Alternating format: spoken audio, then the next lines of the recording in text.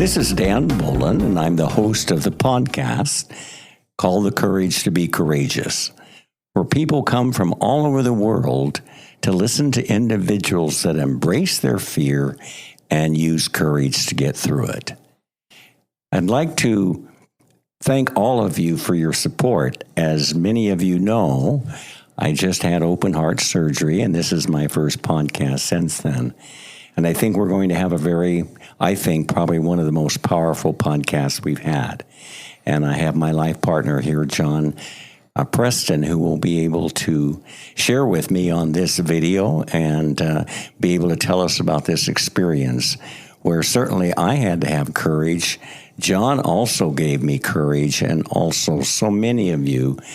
We had 60 or 70 that reached out to us and encouraged me to have courage to be courageous. So it was I think in my mind, Cleveland Clinic saved my life. And we're going to talk about my story here in just a minute. John, welcome to my podcast. Thank you. This is my life partner and one who was with me the whole time I was there. And we're going to talk about that in just a minute. But I want to just talk a little bit about Cleveland Clinic. When I started going there about 4 years ago, the Dr. Eric Rosselli, who did my surgery, his assistant said, "You will be like a family." Well, I heard those words, and I didn't really know what that meant. How can I be a family? Well, I can tell you, I am part of the family, and you're going to understand that as well. You're going to hear some kind of an emotional things for us. We may shed a tear or two over this, because I believe you're going to find it a very powerful podcast. And we also want to give you some information for those of you that may have issues in your life, health issues, that Cleveland Clinic will, I think, be one, even besides heart research, that can expand and help you in other areas, like the Cole Eye Center and also cancer treatment there, as well as number one in the world for open heart surgery. But I want to introduce you to some of the comments that are made by Cleveland Clinic to show you that the patient is number one for them. And these are comments as you walk down the main hall. These comments are printed on the wall. And I'd like to read a few of them to you, because it shows the importance of a family, and Cleveland Clinic's goal is to save their life. And here's the quote: "Treat the patient and fellow caregivers as family, and the organization as your home." That's by Tomas Mikolafiak, I probably ruined his name, who's now the MD and CEO. The next one, quote, "Nurses without whose aid I am sure such success as I have had would not be possible." Frank E. Bunce, who was MD and one of the co-founders of the Cleveland Clinic. Here's another one, quote, "A patient is the most important person in the institution. It is our job to satisfy them." William Lowry, MD, co-founder of Cleveland Clinic. Another quote, "We are considering not only our duty to the patient of today, but no less our duty to the patient of tomorrow." And that's by George Kiley, Senior, MD, and one of the co-founders of Cleveland Clinic. And this one I think is real powerful as well.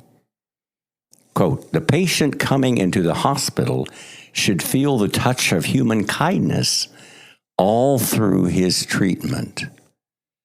What a powerful comment. That was made by John Phillips, MD, co-founder of Cleveland Clinic.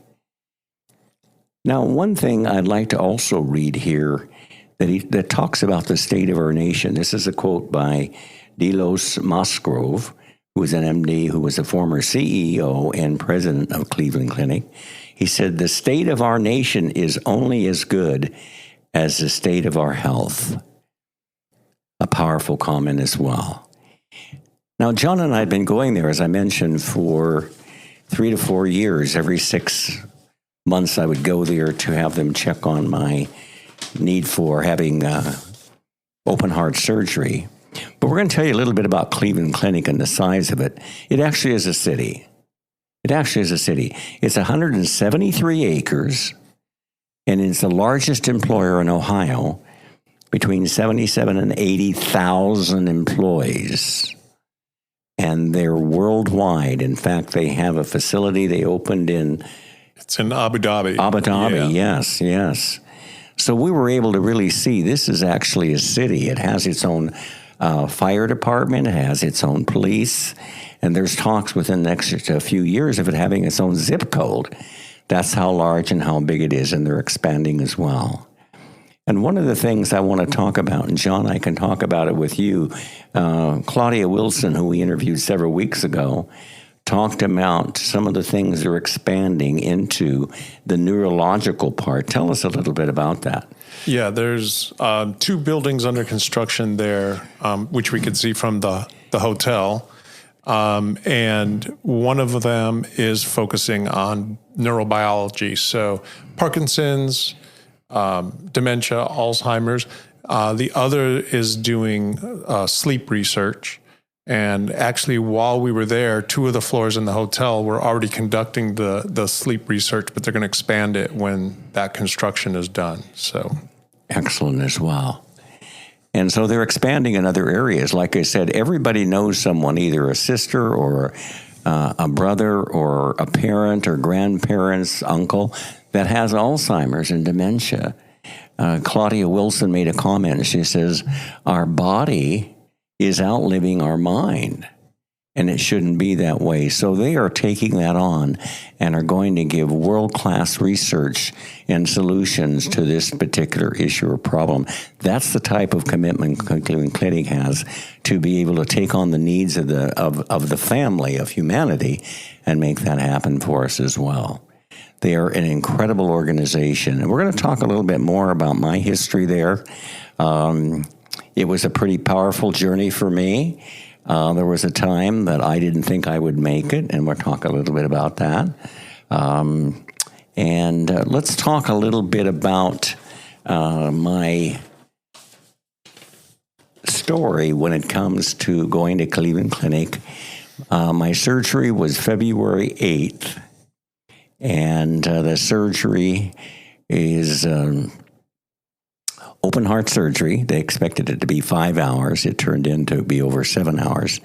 But what's interesting as a family, we met 2 days before the surgery, got to meet Dr. Eric Rosselli, got to meet his team, got to meet all of those, the anesthesiologists, the nurses, all of them that were part of the surgery. You have one-on-one contact with them. So I know that there were 3 parts of my surgery. I actually had 3 surgeries. I had to repair the root of the aorta. I had to also have a cow valve put in. And then I also had to have, as they found out, the mitral valve needed to be repaired. So when they got in there, we're going to talk to John about that. Of course, I was out, but I think it was a bigger surgery than what maybe even they anticipated. John, tell us a little bit about that. Well, I think the part that was bigger was they knew they were going to replace part of your aorta. And I guess what we didn't realize going into it is we thought they were just going to reattach or reinforce the attachment of the aorta. And they're like, no, we're cutting away the aorta and replacing it with a nylon tube that he could best describe as like a fire hose. So it's a foreign aorta that they've replaced a section of your aorta with. And like you said, they replaced a valve with the bovine valve. But I think what took longer is, I believe, is your mitral valve. He did a repair on, and I don't remember any talk of that going to happen prior to them having you in surgery. So they looked at it. He said he didn't like kind of what he was seeing, so you went back on the bypass, and they spent a little extra time working on that valve. Mm-hmm. So, and on that note, you also started your surgery really late, because I think the surgery before you was delayed. Because we went in at 10, in the morning, I believe. We got in at 10 in the morning. And I was under the understanding they were going to like start pre-op at like noon.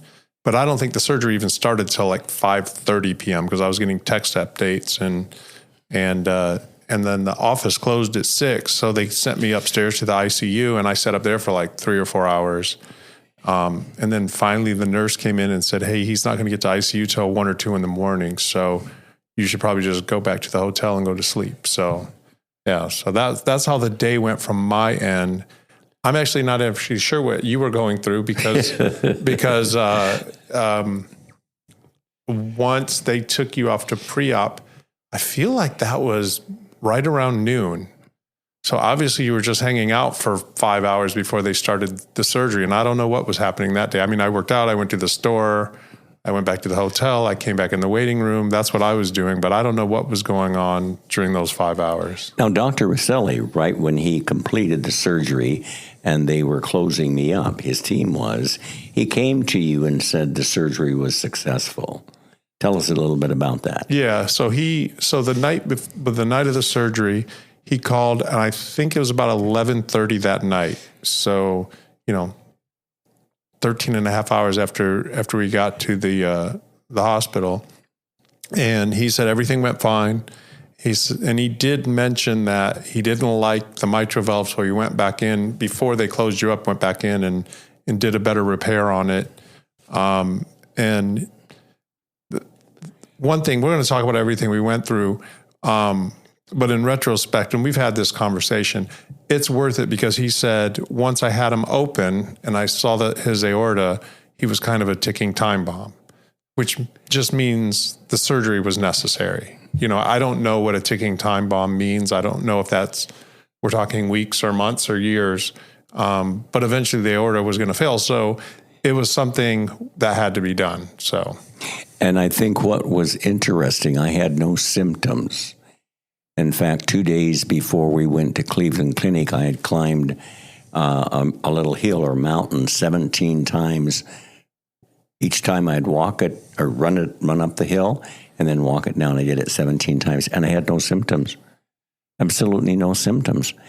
But they had told us before, the research showed that even if you have no symptoms, but if you're at the point where it needs to be done, it should be. And John, why is that? Well, back in August of 23 was the last time we were there for your checkup. And it seemed like all the previous checkups, they were waiting for you either to have symptoms or have a certain test score on all the tests that they run you through. But the doctors changed their tune, really, is what happened.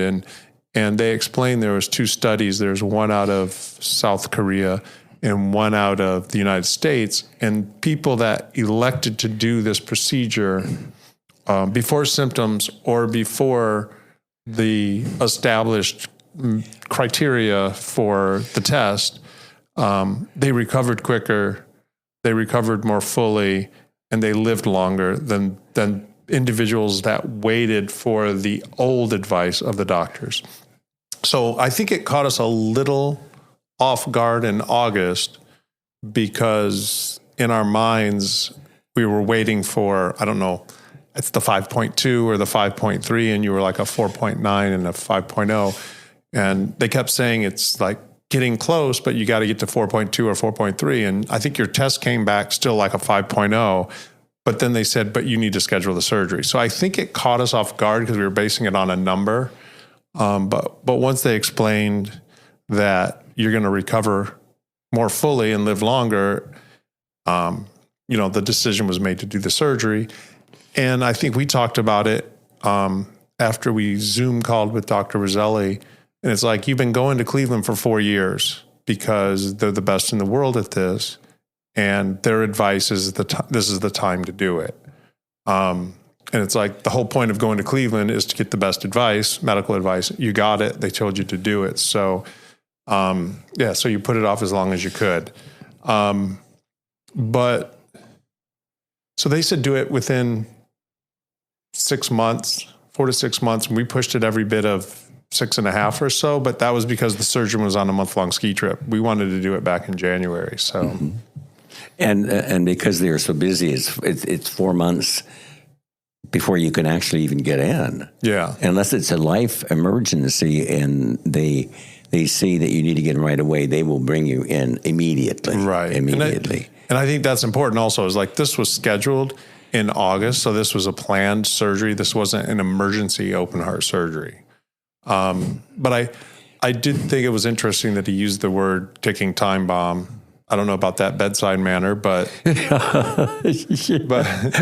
was already done at that point. So maybe he's got a little more liberty on how he describes it. I'm glad he didn't tell me that at the time. I would have probably have a heart attack. Well, but on Monday before the surgery, because the surgery was on a Thursday, the Monday before, the cardiologist said you had been playing Russian roulette with this. Yeah. And he had never spoken like that before, but he also knew your surgery was scheduled in 3 days. So I think he was a little more cavalier with his response on that too. Mm-hmm. Well, and I feel confident, 100% confident, that when my surgeon told me it's time to have it done, and my cardiologist also told me at Cleveland Clinic that it needs to be done, then I was in the best hands. Now, what's interesting and kind of I didn't know it would go as long as it did because some things happened that did not turn well in my favor. Once I went into the intensive care unit, I went into sleep deprivation because I'd had 1 hour of sleep in 72 hours, and so I went into delirium. And that was absolutely one of the worst experiences of my life. And they were able to get that under control, and we were able then to go into intensive care. They said 3 to 4, but I was there 7 days. Yeah, and I think that's why they didn't tell us anything about the ICU delirium. They told us that you'd be in ICU like 3 or 4 days, and then a regular hospital room for 3 or 4 days, and you were in ICU for a week, and the delirium really didn't start until like the 3rd or 4th day. And so had we stayed on schedule and been there for 3 or 4 days, I don't know if it would have gotten as bad as it did. They certainly did not give us a heads up, but once you had the delirium, the doctor's like, yeah, 80% of people who have the trauma of the surgery like this, and they're in ICU for 3 or more days, 80% of people experience this delirium. And it is like, it's delirium. So it's like losing your mind because you weren't really making sense when you spoke.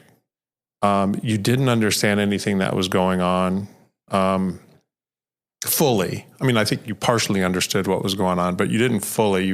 You things needed to be explained to you numerous times for you to understand it, and then you'd question it, and you try to explain yourself to people, and what you were saying kind of didn't make sense. But that's the definition of delirium. So that was kind of a setback, and it seemed like the thing that was keeping you in there was they just couldn't wean you off the oxygen. Yes.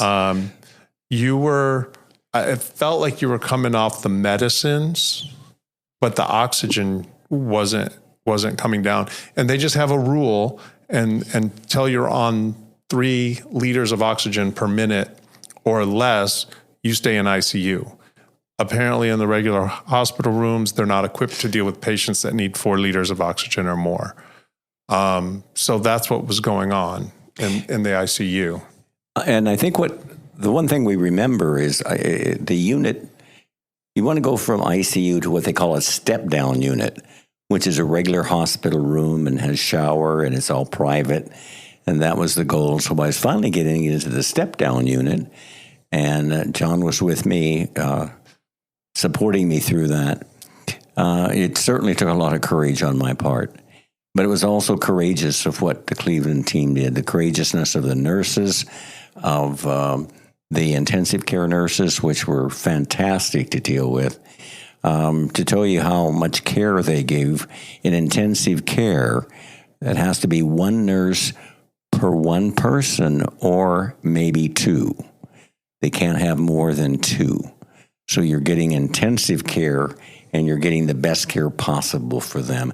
And let me tell you, I was able to see what these nurses do, and it was overwhelming to me what they do. They have to have it. They always appreciate the nurses. Yeah. Because they were doing things that I couldn't do. Right. I simply couldn't do. It was just one of those things that I'm not going to be able to do that. So we moved into step down. We're there for 3 days. And then we were able to be released. Yeah. And back to the delirium, because partly it's sleep, and part of that's the nurse's fault. As great a care as they give, they are waking you up constantly, so you can't get good sleep. But the ICU you were in didn't have a window. And, well, it did have a window, but you were facing away from it, and it kind of just looked directly at a brick wall. It wasn't a very nice window. And so that leads to the delirium. And I was talking to him, like, is there anything we could do? And I didn't know if you play Wordle or just something, you know what I mean? I'd like a game, right? Like, is there some kind of a game? And they did not, honestly, they didn't seem to care. And it's not that they didn't care, but what they knew is as soon as you get out of ICU and you're in a room with a window and you're in a room where you can close the door and get a good night's sleep, that the delirium just self-resolves itself.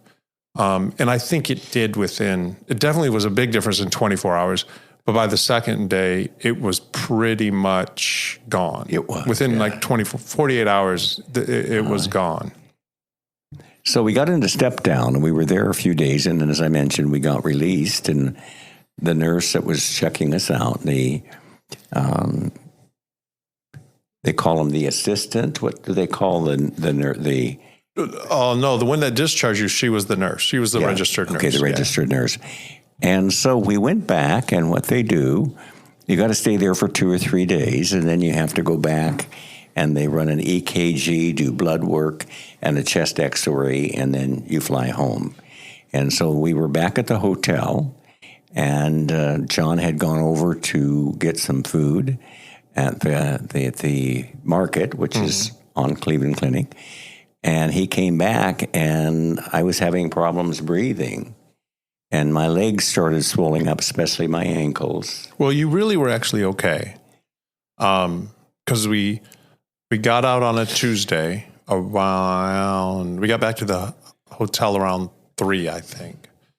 And we had some food in the room, so we just stayed in the room, got up the next morning, went to breakfast, but you didn't sleep good. And you had problems sleeping really all the way until we were all the way back home. Mm-hmm. I mean, the sleeping good never really got well until a week or so after being home. And they also said that would be common, that happens. So you I said, let's go for a walk, because So the problem was the next day then. Yeah. So we had a whole night at the hotel, but you didn't sleep well. And then we got up and we went to the buffet breakfast at the hotel. And I said, well, let's go for a walk, because it was kind of a nice day for Cleveland in February. And you said you were really tired because you didn't sleep well and you want to take a nap. So I'm like, well, I'll go work out and I'll go to the store. And I got back around 3 and you said you felt better. And I said, well, let's go for a walk. And I think you said something along the lines of, let me check my messages or something like that. It wasn't, you did not want to go because you didn't feel well. And that was like at 3:00. And by 4:30 or 5, you were like really kind of starting to gasp for air. And that's when, like you said, your ankle started swelling up. You were tired. You already told me at 5:00 you didn't want any dinner. And in my mind, I didn't want to force you, but I could tell you needed to go back on oxygen. And I thought the only thing we could do to avoid going back to the hospital is go for a walk and see if you can open up your lungs and start breathing better, you know. But by 6, you were able to walk down the hallway about 20 feet and said you needed to go back. So we knew something wasn't right. And Cleveland Clinic, like I said, leaves no stone unturned. They had a whole binder of things to watch for. And tell us about, we were in the yellow zone. Yeah, they had green zone. That's just your recovery's going good. Everything's to be expected. Red zone, I can't remember what was in the red zone, but they just said call 911. And in the yellow zone, it's like, pay attention to these things. And if any of them pop up, call this number, which went to a doctor who was on call. And I think I looked at the list the other day. I think there were 7 things on there, and you had at least 4 of them. So you were fatigued, shortness of breath, loss of appetite, and swelling of the ankles. There was a couple others that you didn't have, like chest pain, I think was one of them. You didn't have any of that. So we called the number. It took a while. The doctor had to call back. They sent a message out to the doctor, called back. And we explained what was going on. And he said, call an ambulance and go to the emergency room. Is basically what we said. So we're 30 hours discharged from the hospital, and we're being told to go back to the emergency room. So, but we didn't follow his advice. We didn't get an ambulance. Well, we had a shuttle there that had a wheelchair for me, and they were faster than the ambulance because it was just right around the corner. The hotel's a block and a half from the emergency room. The hotel has a shuttle, a Cleveland Clinic shuttle, and so we were there within 5 minutes. And they were expecting me, and they put me right in, and then all these doctors are all over me, trying to figure out what's happening and what's going on. And then I remembered, and John is going to have to fill you on part of this because part of it's still fuzzy for me. I just remember they basically put me out. Yeah, but that was late into the night. Okay. Yeah. So tell us what happened before. So we went to the emergency room, and unlike a normal emergency room, within 30 seconds, you'd been triaged and were being seen. And so something was going on. We didn't know what it was. And they put you on oxygen right away, and you seemed to start feeling better. And it was kind of just what I thought, you need more oxygen.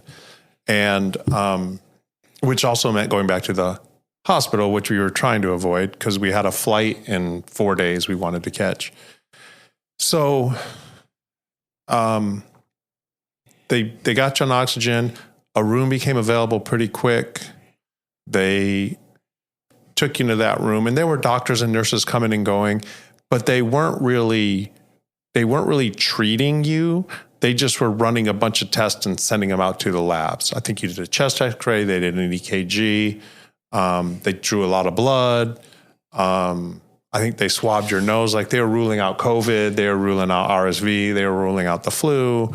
So they just were swabbing and testing, but fairly calm. I don't know how much you remember in the emergency room. I don't remember a lot. Yeah. Yeah. And then everything kind of settled down, and we sat around there for a few hours. And I think they were just waiting to get you to a hospital room, because they kind of stopped running tests from like 8 p.m. till 8 or 9 p.m. until like midnight.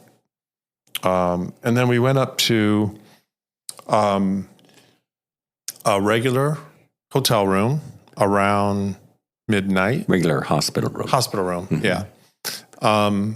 And then I wish I was in that hotel room. Yeah. So, and so they got you up there. They hooked you up to an EKG, and you were in VTAC, which is ventricular tachycardia. And the only part that I'm was a little retrospectively a little concerned about is you had gone into VTAC in the emergency room, but the nurses down there thought something must be done wrong with the monitor. So they were trying to fix the monitor and not address you. But when you went into VTAC in which I think might have been AFib disguised as VTAC, because you were conscious and you were alert and you weren't in any pain. And so it was kind of confusing to them, but they hooked you up to the pads and they stepped back to see if the pads were going to, shock your heart rhythm back. And they never went off, so that didn't happen. And then I believe a paramedic came in and gave you an injection, which caused your heart to like regulate and stabilize, because it was like 15, 20 minutes we were in that hospital room.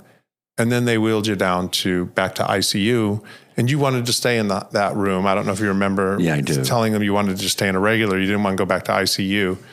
And then, so we went back down to ICU, and because they said if you have VTAC, that's an ICU thing. You can't be in a regular hospital room.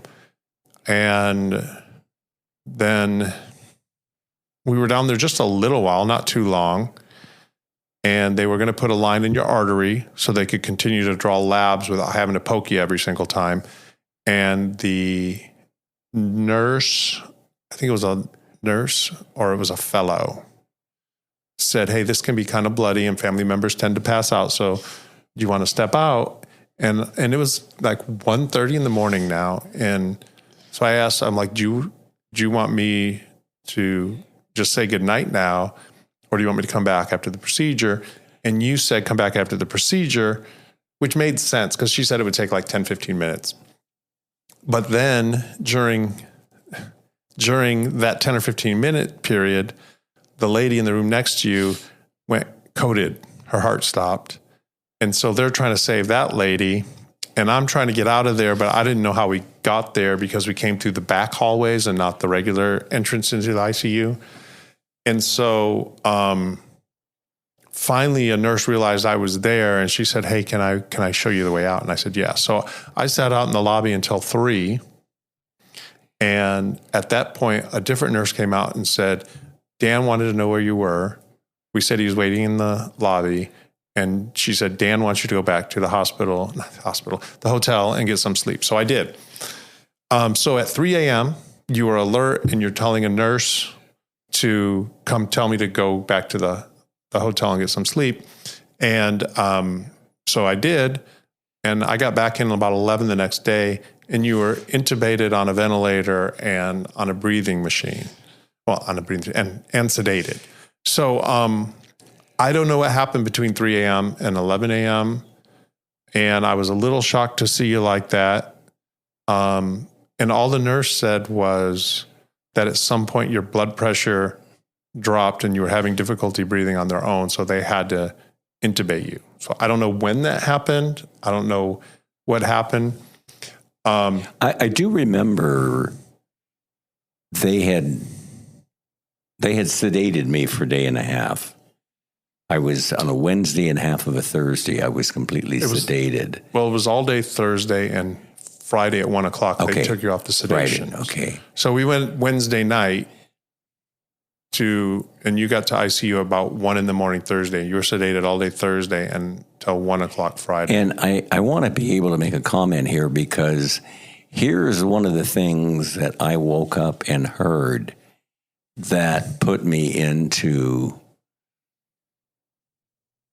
I think it put me in a spin, because they said I had contracted pneumonia and sepsis. And I thought to myself, oh my God, I'm not going to make it. I'm not going to make it.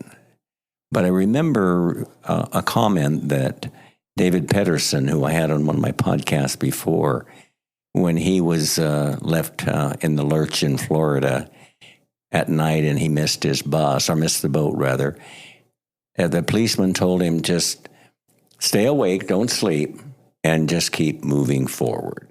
And he did that all night. So I thought David Pedersen said, just keep moving forward, keep moving forward.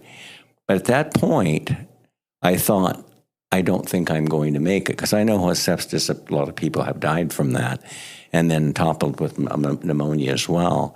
But my partner, John, was so encouraging, and I finally said, you know what? I'm going to have courage here. I sure as hell have fear. but I'm going to push through this. And as Dave Pedersen said, I'm going to go forward one step at a time. And John was very, very helpful. He showed a lot of courage in being able to be there with me. I think the whole staff, as I said before, showed a lot of courage. But there was a time when I thought,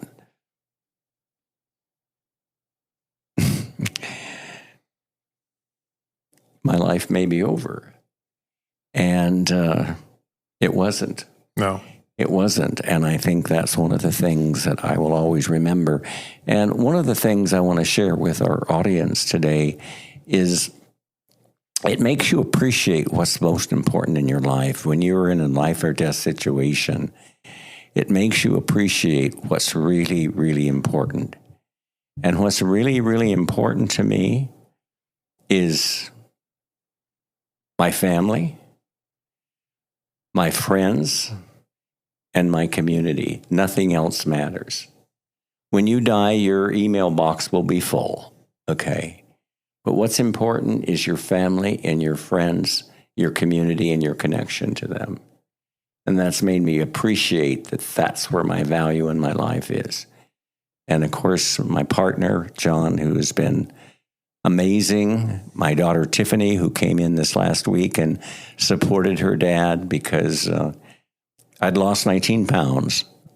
I've gained most of it back, but I'm still weak. Doing the exercises. I'm going into cardio rehab hopefully next week. It's a slow process, but I'm alive. And I'm moving forward being alive. I want to share something here that this is something that they give all of the patients at Cleveland Clinic. It says, it's a heart. It says, Cleveland Clinic, Sidell and Arnold Miller Family Heart and Vascular Institute, wishing you a quick recover, clevelandclinic.org/heart. And they give this to you because when you start coughing, you have to hold this to your pillow because, of course, in my case, it's an 8.5-inch stitch. And then I had some tubes also for medication. And you hold this to your heart. And it provides, I always say heart to heart, but it provides stability for you. And so we had to keep this. And John would see him in the hospital all running around with this little pillow. They all had them. Yeah, I knew you were going to get one because I saw everyone as they're getting discharged for 3 weeks. Mm-hmm. 2 weeks because you got that the first time you were discharged. No. And so I knew you were going to get one, but I didn't know it served as a function to minimize the pain of the sternum that was obviously healing post-surgery. And the Sidell and Arnold Miller family, they're from the cosmetology industry, and she actually died while I was in the hospital. I think she died February of 25th, 2024, and they had saved her life 2 different times, and she died at 86. So she's one of the big, a lot of her artwork is there. Mm-hmm. She was one of the founders of the whole branch there, the Arnold Miller family branch. They had a memorial for her while we were there. We were able to read about her history and her passing and all the work that she's done and all of the financial support she's given to Cleveland Clinic. And we're so appreciative of that and what they have done as well, too. I want to make a couple of comments, too. Obviously, I was able to survive, and I appreciate that. John's been with me every step of the way, and I appreciate everything he has done. It's been phenomenal what he has done and how he's given me the courage to be courageous as well. But I had the courage to be courageous as well, too. But one of the things I want to share, they have a thing called My Chart, and every single thing that is done is listed on My Chart.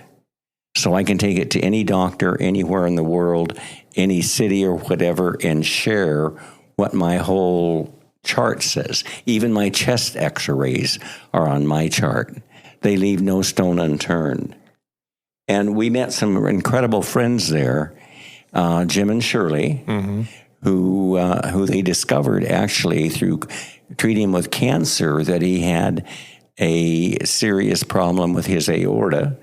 and we were in intensive care with them. Yeah. And then we got to meet them in the family room as well. So Cleveland Clinic, they go the extra mile to be able to help individuals as well. Because in Jim and Shirley's case, they just caught the little tip of the aorta looking at the cancer and said something's not right with that. And that's when he had to have open heart surgery. So Jim and Shirley said having cancer saved his life. Right. And I thought that was a powerful story as well. But I want to share just a couple of key things that I think are important for my audience to know. First of all, if you have any issues with heart, it's the number one clinic in the world for heart issues and for heart problems. Number two, it's becoming very, very highly well known in the cancer.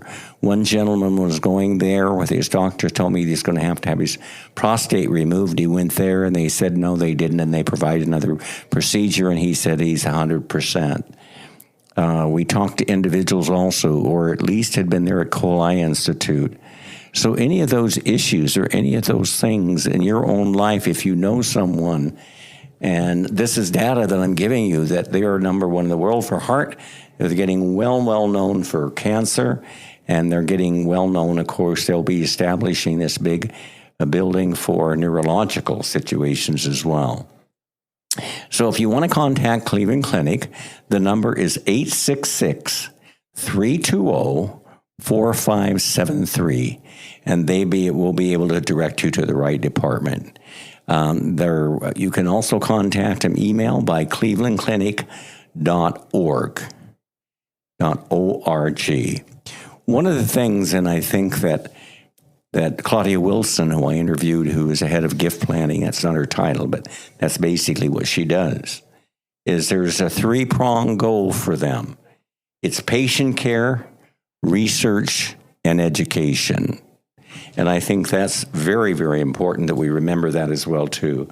And tell us a little bit about the community there, John.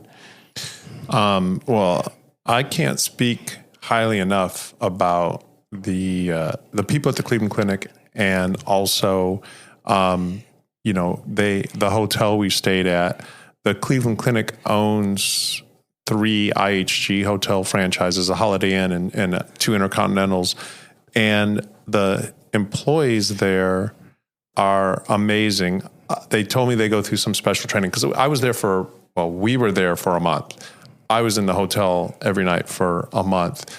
Unfortunately, you were only in the hotel maybe about 7 or 8 of those days. And so they kind of were an extension of the clinic. And, because it's not a happy place. People aren't staying at these hotels. Like when they're on vacation, or even if on a business trip, you kind of turn a business trip into a party. You're on vacation, you're having the time of your life. People were numb. I mean, you could see people sitting at tables by themselves or at the bar by themselves, and they were not in a good place, myself included some nights, especially the night you were readmitted.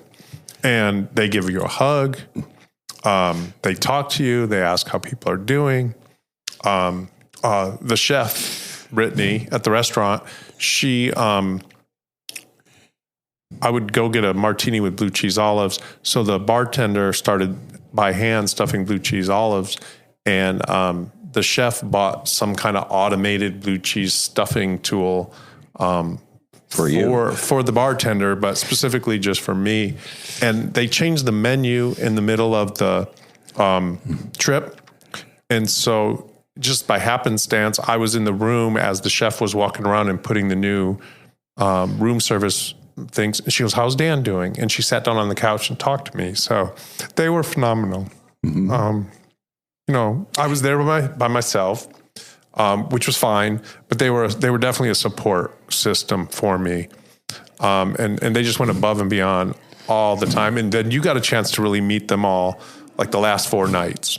Because you met them the first 3 nights, but we hadn't established a relationship with them. So you didn't know who I was talking about when I said Destiny this or Janisha this or Laura this. Like you had forgotten who they were. But then once you saw them again, I think it refreshed your memory. But I was seeing them every single night for, And it was at both hotels. You know, there was the sushi chef Mo over at one place, and the hostess at the table 45 over at the Intercontinental. They just knew who I was. They knew what I was going through, and they were there for me.